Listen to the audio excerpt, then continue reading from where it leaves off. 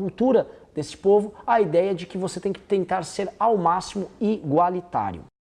E aí entramos onde eu considero o cerne de toda essa questão, que é por que nós pertencemos a uma nação e por que é legítimo você compartilhar os teus rendimentos, a tua liberdade, a tua propriedade, até a tua vida com essa nação, né? Vamos entender, o ser humano é um animal gregário, assim como outros mamíferos gregários, como os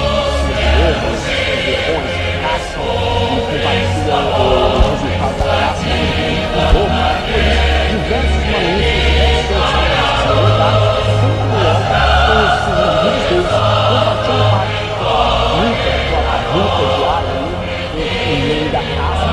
observando e observando isso. Os seres humanos são justificados.